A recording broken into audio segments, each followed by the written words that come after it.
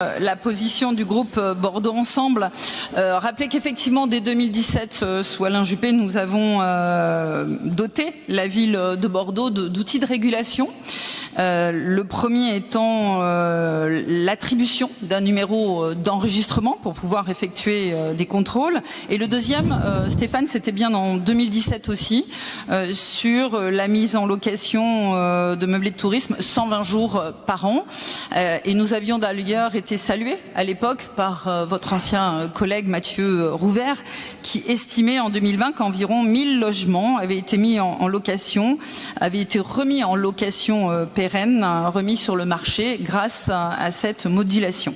Je vous avais proposé en avril dernier au conseil municipal de vous appuyer sur cette loi Lemeur et Chaniz et de mettre mon administration à votre service parce que effectivement il y a sur certains territoires, pas tous, parce que quand je rencontre des maires ruraux, ils peuvent être très contents de pouvoir avoir du non marchand, comme l'on dit, c'est pas forcément que Airbnb, du non marchand pour mettre en avant leur destination touristique. Il y a des villes dans lesquelles nous avons des situations de conflit d'usage et c'est bien le cas ici, entre logements pérennes, entre logements saisonniers et j'ai effectivement mis une priorité avec mon ministère sur les locations de chambres chez l'habitant pendant la présence effectivement des propriétaires qui pourrait être un palliatif au logement saisonnier ou une partie de compensation de logement saisonnier.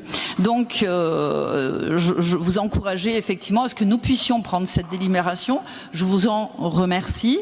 Je pense qu'il faut faire, mais encore une fois, vous aurez une appli délivrée par mon ministère début d'année 2026. Vous faites partie d'ailleurs du panel des villes qui nous aident en bêta test pour ce faire, parce que je pense que nous pourrions regarder beaucoup plus finement par quartier.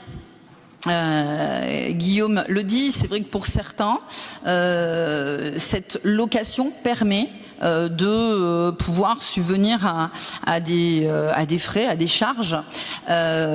Tous les quartiers ne sont pas touchés de la même façon par cette problématique de conflit d'usage entre meublés de tourisme et logements pérennes et logements saisonniers. Donc je pense que l'application nous permettra très finement de pouvoir sortir des statistiques, enfin en tout cas cette application elle est faite pour cela, de pouvoir sortir des statistiques et dans ces cas-là nous pourrons dans les mois à venir être beaucoup plus fins dans cette délibération et dans le contour par quartier.